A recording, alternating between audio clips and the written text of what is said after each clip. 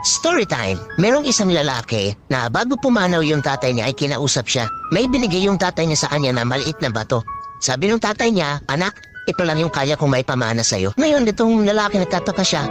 Aanhin ko to. Sa isip ng lalaki, aanhin ko tong bato na to. Kahit saan pwede ako makapulot nito. Sabi ng tatay niya, umanap ka ng lugar kung saan mo yan pwedeng maibenta. Tapos pumanaw na yung tatay niya. Ngayon itong lalaki, naisip niya, sino bibili nitong bato? Pero sinabi ng tatay niya, huling habilin sa kanya ng tatay niya ay humanap siya kung saan niya rin maibibenta. Pumunta siya sa palengke. Pagpunta niya sa palengke, pinagtanong-tanong niya, magkano niya po bibilhin itong bato na to? Sabi ng mga tindero-tindero doon, ba't ko bibilhin yan? Bato na yan, wala naman yan kwenta. Ngayon umalis siya dun sa palengke, naisip niya, siguro sa museum or sa antique. Baka sa antique shop bilhin to. Ngayon pumunta siya sa antique shop, pinakita niya dun sa nagbabantay, magkano niya po bibilhin to?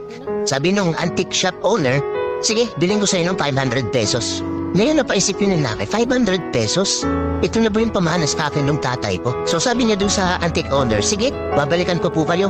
Ngayon habang naglalakad-lakad siya, meron siyang nakitang isang store na ang nakalagay ay Precious Stone Store. So medyo na-curious siya, precious stone.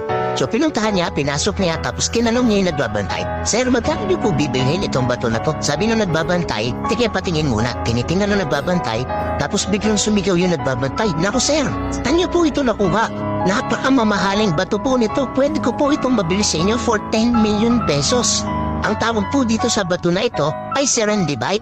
Mukha lang talaga siyang bato pero napakamamahalin po nito. So nagulat yung lalaki. Ano yung moral of the story? Kung ikaw pakiramdam mo ay parang wala kang kwenta, ibig sabihin nasa maling lugar ka. Maling tao yung mga kasama mo, maling tao yung mga kaibigan mo. So ang kailangan mong gawin ay humanap ka ng mga tamang tao na makikita ang tunay mong halaga. Madalas itong mga tao na to kapag alam nila ang tunay mong halaga, ihilahin ka nila pataas.